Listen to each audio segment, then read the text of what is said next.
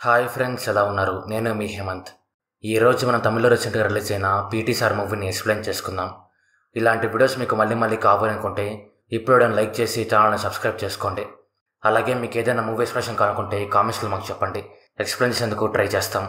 So ఇంకేమాత్రం ఆలోచన చేయకుండా వీడియోలోకి వెళ్ళిపోదాం.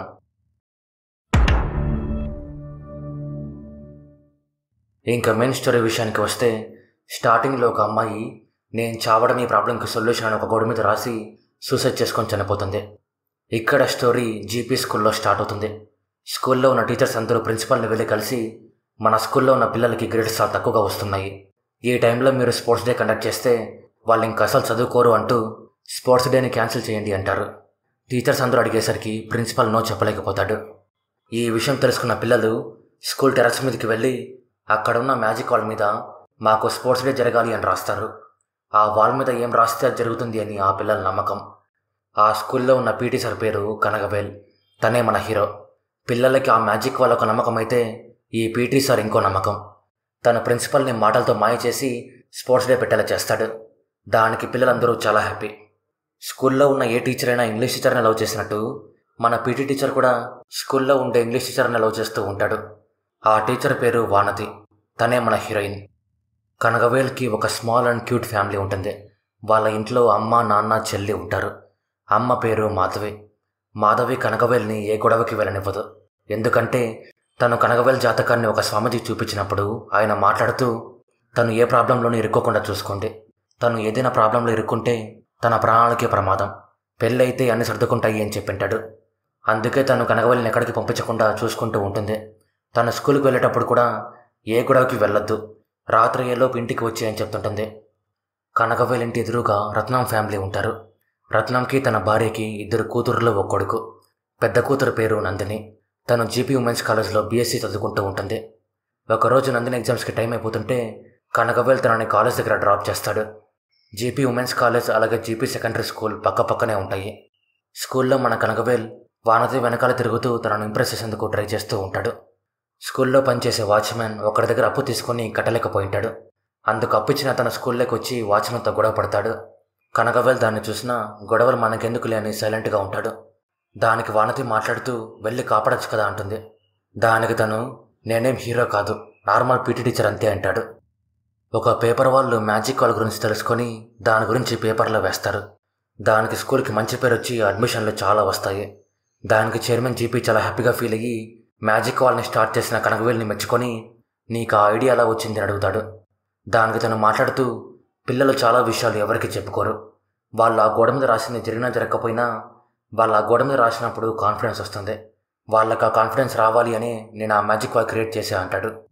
చైర్మన్ జీపీ ఆఫీస్లో పనిచేసే ఒక ఆమె కాలేజ్లో ఉన్న అమ్మాయిలు సరిగ్గా డ్రెస్ వేసుకోకపోతే వాళ్ళని ఫుల్గా తిడుతూ ఉంటుంది. ఒకరోజు జీపీ ఉమెన్స్ కాలేజ్లో ఫెస్ట్ జరుగుతుంది. అందుకు నందిని బాగా రెడీ అయ్యి ఆ ఫెస్ట్కి వెళ్తుంది. కానీ తను రాత్రైనా ఇంటికి రాకపోయేసరికి రత్నం తనను వెతుకుదాం రా అని కనగవేల్ని పిలుస్తాడు. అప్పుడు మాధవి అడ్డం పడి, తను బయటికి వెళ్తే ఏదైనా సమస్యలు ఎదుర్కొంటాడేమో అని నువ్వు బయటికి వెళ్ళొద్దు అంటుంది. కానీ తను వాళ్ళ అమ్మ మీద కోప్పడి నందినిని వెతకాలి అని వాళ్ళంతా కలిసి బయటికి వెళ్తాడు. కానీ కొంచెం సేపటికి నందిని ఇంటికి వచ్చేస్తుంది. అందుకు రత్నం కనగవేల్ ఇద్దరూ వెనక్కి వచ్చేస్తారు. కాలేజీలో ఫెస్ట్ అయిపోయి నందిని ఇంటికి వస్తున్నప్పుడు ఎవరో నలుగురు తనను ఎక్కడెక్కడో పట్టుకొని ఏడిపిస్తారు. తను వాళ్ళ దగ్గర నుంచి తప్పించుకొని ఇంటికి వచ్చేసి ఉంటుంది. నందిని ఇంట్లో వాళ్ళకి విషయం మొత్తం చెప్పి వాళ్ళ మీద పోలీస్ కంప్లైంట్ ఇద్దామంటుంది. కానీ వాళ్ళ అమ్మ తన మీద సీరియస్ అయ్యి, ఇలాంటి డ్రెస్సులు వేసుకోవడమే నీ తప్పు, పోలీసులు ఇక్కడికి వచ్చిన ఏదో చెప్తారు, నువ్వు ఇక నుంచి మంచి డ్రెస్సులు వేసుకో అంటుంది. దానికి నందిని తనలో తానే మాట్లాడుకుంటూ, తప్పు చేసిందేమో వాళ్ళు, కానీ పనిష్మెంట్లు మాత్రం నాకా అని చాలా బాధపడుతుంది. వీధిలో ఉన్న ప్రతి ఒక్కరూ నందినికి జరిగిన అవమానానికి తను ఇంకొన్ని రోజులు బయటికి రాదు అనుకుంటారు. కానీ నందిని తప్పు చేసింది నేను కాదు అని మరుసటి రోజు ఇంటి నుంచి బయటికి వచ్చి కాలేజ్కి బయలుదేరుతుంది. కనగవేల్ తనని చూసి ఒక స్మైల్ ఇస్తాడు. దానికి నందిని చాలా హ్యాపీగా ఫీల్ అవుతుంది. ఇంగ్లీష్ టీచర్ వానతి కూడా కనగవేల్ని ప్రేమిస్తూ ఉంటుంది. ఈ విషయం కనగవేల్ తెలుసుకొని చాలా హ్యాపీగా ఫీల్ అవుతాడు. ఇద్దరు ఒకరి ప్రేమను ఒకరు చెప్పుకొని ప్రేమించుకోవడం స్టార్ట్ చేస్తారు. వాళ్ళ ఇంట్లో వాళ్ళు కూడా వాళ్ళ ప్రేమ గురించి తెలుసుకొని వాళ్ళ పెళ్లికి ఒప్పుకుంటారు. వానతి వాళ్ళ నాన్న సిటీలోనే ఒక బెస్ట్ క్రిమినల్ లాయర్. ఆయన పేరు మాణిక్యవేల్. మాధవి కొడుకు జాతకం కోడల జాతకం స్వామీజీకి చూపించినప్పుడు ఆయన మాట్లాడుతూ, ప్రాబ్లం స్టార్ట్ అయిపోయింది, మీ కొడుకు దాంట్లో ఇరుక్కోకూడదు అంటే తనకి వెంటనే పెళ్లి చేసేయండి అంటాడు. దానికి మాధవి మాణిక్యవేల్ని తొందరపెట్టి త్వరగా ఎంగేజ్మెంట్ని అరేంజ్ చేస్తుంది. నందిని నడిపించిన వాళ్ళు తన వీడియోని వైరల్ చేస్తారు. దాన్ని చూసిన ప్రతి ఒక్కరూ ఆ నలుగురిని ఏమనకుండా తను వేసుకున్న బట్టలదే తప్పు అంటారు. దీనికి తోడు వీధిలో ఉన్న వాళ్ళు కూడా ఇంత జరిగిన తర్వాత కూడా తను సిగ్గు లేకుండా బయట తిరుగుతోంది అనుకుంటారు. నందిని ఆ మాటలన్నీ విని చాలా బాధపడుతుంది. కనకవేల్ వానతి ఇద్దరూ కలిసి ఎంగేజ్మెంట్ షాపింగ్ కోసం బయటికి వెళ్తారు. ఇద్దరూ మన ఎంగేజ్మెంట్ జరగబోతోంది అని చాలా హ్యాపీగా ఉంటారు. కానీ వాళ్ళు షాపింగ్ చేసుకుని ఇంటికి తిరిగి వెళ్తున్నప్పుడు నందిని సూసైడ్ చేసుకుందామని జీపీ స్కూల్లోకి వెళ్ళడం చూస్తారు. కనకవేల్ తనని కాపాడి ఏం చేస్తున్నావో తెలుస్తోందని తిడతాడు. అప్పుడు నందిని మాట్లాడుతూ అసలు తన గురించి సొసైటీ ఏమనుకుంటుందో చెప్తుంది. దానికి కనకవేల్ తనకి ధైర్యం చెప్పి, నువ్వు ధైర్యంగా ఇంటికి వెళ్ళు, నీకేమైనా ప్రాబ్లం వస్తే నాకు చెప్పు, ఒక అన్నగానికి హెల్ప్ చేస్తా అని తన చేతికున్న కడియం తనకిస్తాడు. మరుసటి రోజు రాత్రి అందరూ కలిసి కనకవేల్ వాళ్ళ ఎంగేజ్మెంట్కి అనుసిద్ధం చేస్తూ ఉంటారు. అప్పుడే ఒక కానిస్టేబుల్ నందిని వాళ్ళ ఫాదర్కి ఫోన్ చేసి, మీ అమ్మాయి బ్రిడ్జ్ మీద నుంచి నీళ్ళలో దూకి చనిపోయింది, ఒకసారి మీరు ఇక్కడికి వచ్చి చనిపోయింది తనో కాదో కన్ఫర్మ్ చేసుకోండి అంటాడు. ఈ విషయం కనకవేల్ తెలుసుకొని ఎంగేజ్మెంట్ అవ్వకముందే రత్నంతో కలిసి శివం దొరికిన ప్లేస్కి వస్తాడు. అక్కడ సూసైడ్ చేసుకొని చనిపోయింది మరెవరో కాదు, నందినినే. నందిని మొహం గుర్తుపట్టలేని విధంగా అయిపోయింది. కనకవేల్ తన చేతికున్న కడియం చూసి తనేని గుర్తుపడతాడు. రత్నం తన కూతురు శవాన్ని చూసి చాలా బాధపడతాడు. నందిని శవాన్ని ఫస్ట్ చూసింది చెరువులో చేపలు పట్టుకోవడం కోసం వెళ్ళిన ఒక అతను. తను కనకవేల్తో మాట్లాడుతూ, ఆ అమ్మాయి చేతిలో ఒక ఉత్తరం దొరికింది, దాన్ని నేను పోలీసులకు ఇచ్చాను అంటాడు. కానీ పోలీసులు మాత్రం అలాంటి ఉత్తరం ఏం దొరకలేదు అంటారు. కనకవేల్ ఆ ఉత్తరాన్ని ఒక కానిస్టేబుల్ దగ్గర చూసి తను ఎక్కడికో వెళ్తుంటే తనని ఫాలో అవుతూ వెళ్తాడు. ఆ కానిస్టేబుల్ ఆ ఉత్తరాన్ని చైర్మన్ జీపీకి ఇచ్చి డబ్బులు తీసుకొని వెళ్తాడు. దాన్ని చూసిన కనకవేల్ డైరెక్ట్గా జీపీ దగ్గరికి వెళ్ళి గట్టిగా అడుగుతాడు. అప్పుడు జీపీ మాట్లాడుతూ, తన చావుకి నేనే కారణం, తన ఉత్తరంలో అదే రాసి చనిపోయింది అంటూ ఆ ఉత్తరాన్ని కాల్చేస్తాడు. కనకవేల్ జీపీ గురించి మొత్తం తెలుసుకొని షాక్ అయిపోతాడు.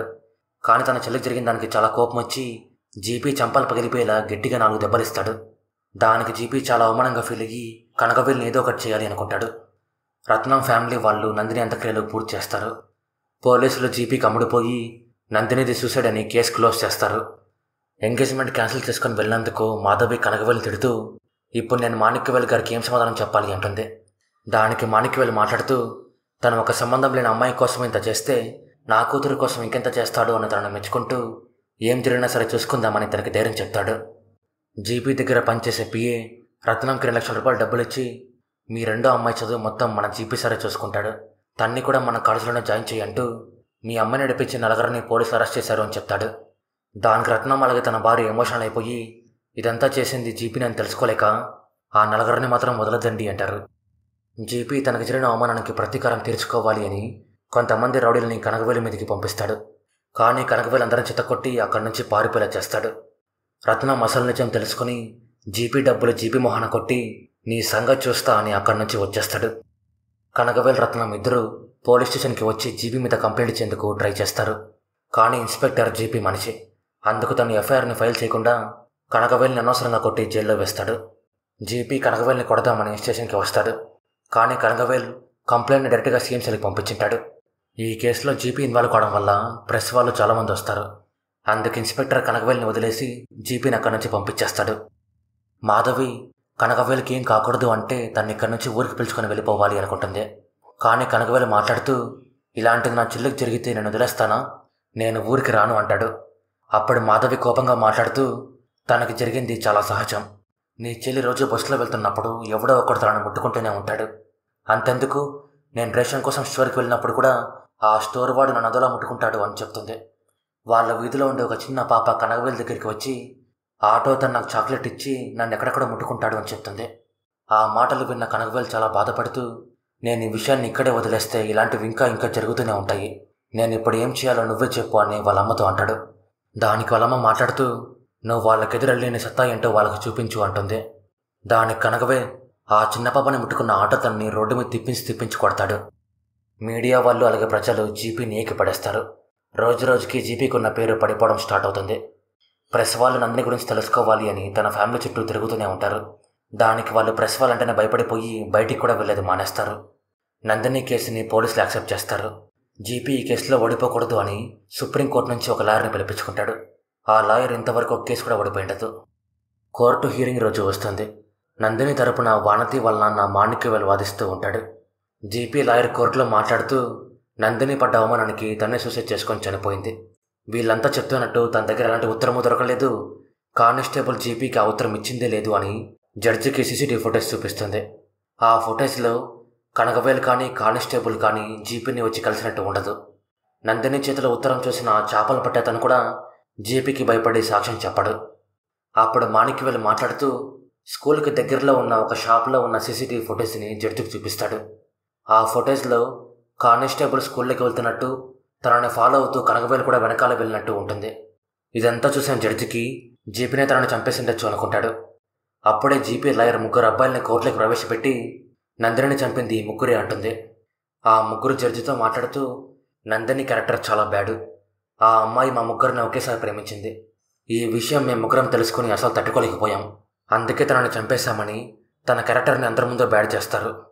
ఈ మాటలన్నీ వింటున్న నందిని వాళ్ళ అమ్మ నాన్న చాలా బాధపడతారు. సిటీలో ఉన్న అందరూ ఇలాంటి అమ్మాయిలకి ఎలాగే జరగాలి అని తనను తిట్టుకోవడం స్టార్ట్ చేస్తారు. మాణిక్యవేలు దగ్గర వీళ్ళంతా చెప్తుంది అబద్ధమని నిరూపించేందుకు ఎలాంటి ఆధారము ఉండదు. దానికి జడ్జి మాట్లాడుతూ మీరు ఇంతవరకు జీపీకి వ్యతిరేకంగా ఒక సాక్ష్యం కూడా చూపించలేదు, కోర్టుకు కావాల్సింది సాక్ష్యాలు అంటూ జీపీకి ఫేవర్గా జడ్జిమెంట్ ఇస్తున్నప్పుడు కనకవేలు ఆపి మేము ఇంతవరకు ఇక్కడ చెప్పింది మొత్తం అబద్ధం సార్, నందినిని జీపీ చంపలేదు, తనే సూసైడ్ చేసుకొని చనిపోయింది, కానీ కారణం మాత్రం జీపీనే అంటూ అసలు ఏం జరిగిందో చెప్తాడు. నిజానికి నందిని సూసైడ్ చేసుకుందాం అనుకుంది తనకు జరిగిన అవమానానికి కాదు. తన వీడియో వైరల్ అయ్యి కాలేజ్కి చెడ్డ పేరు వచ్చేసరికి జీపీ తనని కాలేజ్ నుంచి డిస్మిస్ చేద్దాం అనుకుంటాడు. అందుకు నందిని జీపీని కలిసి రిక్వెస్ట్ చేద్దామని తన ఆఫీస్ రూమ్కి వస్తుంది. అప్పుడు జీపీ తన నడుమి చేసి నేను కాలేజ్ నుంచి డిస్మిస్ చేయకూడదు అంటే నా గెస్ట్ హౌస్కి రా అని తన విజిటింగ్ కార్డు ఇస్తాడు. తను కాలేజ్ నుంచి డిస్మిస్ అయితే వాళ్ళ నాన్నకి మళ్ళీ కాలేజ్లో చదివించేంత శక్తి ఉండదు. అలా అని జీపీ దగ్గర కాంప్రమైజ్ అయిపోదాం అనుకుంటే తన మనసు ఒప్పుకోదు. అందుకు తనకి ఏం చేయాలో తెలియక సూసైడ్ చేసుకుందాం అనుకుంటుంది. జడ్జి ఈ స్టోరీ మొత్తం విని నువ్వు చెప్పింది బాగానే ఉంది, కానీ సాక్ష్యం కావాలి అంటాడు. దానికి కనకవేల్ అందరూ చనిపోయింది అనుకుంటున్న నందినిని కోర్టులోకి పిలుచుకుని వస్తాడు. జీపీ వల్ల బాధపడ్డ అమ్మాయిలందరూ కోర్టులోకి వచ్చి సాక్ష్యం చెప్తారు. జీపీ దగ్గర ఆఫీస్లో పనిచేసే ఆమె కూడా దీనికి గురై ఉంటుంది. అందుకే తను కాలేజ్కి వచ్చే అమ్మాయిలు ఎవరైనా సరిగ్గా బట్టలు వేసుకోకపోతే తిడుతూ ఉంటుంది. కనకవేల్ జడ్జితో మాట్లాడుతూ నార్మల్ హెరాస్మెంట్ కేసు అంటే ఎవరు దీన్ని పెద్దగా పట్టించుకోరు, అందుకే నేను ఈ ప్లాన్ వేసి నందిని చనిపోయిందని అందరూ నమ్మించా, చనిపోయిన తను ఇక్కడికి వచ్చి సాక్ష్యం చెప్పేంత వరకు జీపీ ఇదంతా చేశాడు అంటే ఎవరు నమ్మలేదు అంటూ హెరాస్మెంట్ చిన్న విషయం కాదు సార్, చాలా పెద్ద విషయం, దీనికి అమ్మాయిలు వేసుకున్న డ్రెస్కి ఎలాంటి సంబంధం లేదు అంటాడు. జడ్జి సాక్ష్యాలు మొత్తం చూసి జీపీని జైలుకి పంపిస్తాడు. కనకవేలు ఇదంతా చేస్తున్నప్పుడు వానతి వాళ్ళ నాన్న మాణిక్యవేలు తనకి హెల్ప్ చేసింటాడు. అందుకు జడ్జి కనకవేలుని 6 నెలల పాటు జైలుకి పంపించి మాణిక్యవేలుని కొన్ని రోజుల పాటు బార్ కౌన్సిల్ నుంచి సస్పెండ్ చేస్తాడు. అయినా కోర్టు బయట ఉన్న వాళ్ళు మాత్రం వీళ్ళిద్దరూ చేసిన పనికి చాలా మెచ్చుకుంటారు. నందిని మళ్ళీ ధైర్యంగా వాళ్ళ ఇంటికి వెళ్తుంది. ఒకప్పుడు తన నీచంగా చూసిన వీధిలో వాళ్ళు ఇప్పుడు రెస్పెక్ట్గా చూస్తారు. ఇక్కడ మూవీ ఎండ్ అవుతుంది. సో ఇది ఫ్రెండ్స్ పీటీ సార్ మూవీ గురించి. స్టోరీ మీకు ఎలా అనిపించిందో కామెంట్స్లో మాకు చెప్పండి. అలాగే ఈ వీడియో నచ్చిందో లేదో కూడా కామెంట్స్లో మాకు చెప్పండి. అలా మీరు చెప్పడం వల్లే నాకు ఇలాంటి వీడియోస్ మళ్ళీ చేయాలో లేదో తెలుస్తుంది. సో ఈ వీడియో నచ్చిందో లేదో కామెంట్స్లో మాకు చెప్పండి. అలాగే ఇలాంటి వీడియోస్ మీకు మళ్ళీ కావాలనుకుంటే ఇప్పుడే వీడియోని లైక్ చేసి మీ ఫ్రెండ్స్తో ఫ్యామిలీతో షేర్ చేయండి. అలాగే ఇలాంటి మరెన్నో ఇంట్రెస్టింగ్ వీడియోస్ మీరు మిస్ అవ్వకూడదు అనుకుంటే ఇప్పుడే మన ఛానల్ని సబ్స్క్రైబ్ చేసుకోండి. మరో వీడియోతో మళ్ళీ కలుద్దాం. అంతవరకు బాయ్.